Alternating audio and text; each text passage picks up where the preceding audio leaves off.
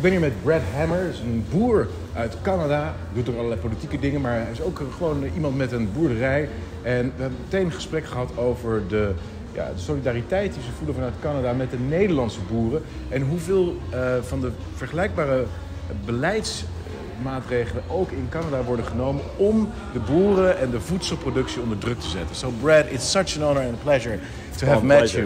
And we had just a great conversation, and I just wanted to convey it to the Dutch audience and electorate, because we have elections on the 22nd of November, and it's so important for us to feel that we do get that support internationally, that people are watching what's happening in our country. And it's amazing to hear that roughly the same policies are being implemented in Canada. Yeah, thank you for the opportunity. So I feel that what's happening in the Netherlands and in Canada, they're kind of going in lockstep. Yes. And what I see what's happening is your country is under attack by outside forces that aren't in the best interest, I believe, of farmers and landowners in your country. Right. That's EU, that's World Economic Forum, that's the globalists, that's the UN climate panels, that's all the SDGs, the Sustainable Development Goals. The CI indexes, all the things that we feel are going on. So what's happening in Canadian agriculture is it's a slow trickle. And one of the things that I feel very strongly about is the weaponization of carbon dioxide. Carbon dioxide is not a pollutant. Exactly. We're the only party in the Netherlands that says this.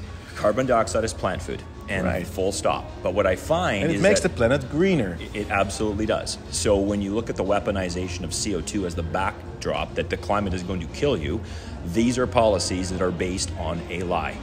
Now, if you ask any farmer, do you believe in having a clean environment and stopping pollution? Absolutely. Sign us up. Yeah. We're all for it. But when you have policies backstopped by CO2 as a pollutant, I will not let that language in my presence. And when you have understanding of the basic of grade 8 photosynthesis, we are seeing the slow burn of people. If you asked a person on the street, do you think climate change is responsible because of CO2? Most people think yes. Yeah. It's odorless, it's colorless, it's tasteless, it's the building block of life. And what we do in agriculture is we're harnessing CO2. So with that as a backstop, what I see policies happening in the Netherlands is starting to have some major implications. It smells and tastes a lot like what's going on. So what I want my fellow Canadians to understand is what's going on with our fellow farmers in the Netherlands is about to start happening in Canada. So it's very important. Solidarity with Canadian farmers. Right. So because they're weaponizing the environment. Yes. They're weaponizing the banking system. Yes. And they're weaponizing policies. There's been bills passed that really makes confusion on actually property rights. A bill has been passed called C-15, which I'm not a lawyer. But when you look at how lawyers have made policymakers, it's ambiguous what the property rights really look like in Canada now. Number two, you will own nothing, but you will be happy. Another bill that's being attempted to be read in the Canadian Parliament is Bill 226, which is the Environmental Racism Bill. Oh. May I ask your listeners if they could please tell me what environmental racism is? Because I would really like to know what that means. That's probably the same thing that under the new WHO treaty, environmental problems can also be understood as constituting a pandemic, and they legitimize climate lockdowns. Right. So there's this overflow of categories that everything is racism now. Even carbon dioxide is racism. It's insanity. But what we need to do is pay attention. Yeah, and fight back. We have to fight back. We, what's going on in the U.S., what's going on in the Netherlands, what's going on in Canada, what's going on in the world. We as farmers and business owners are fighting for a way of life.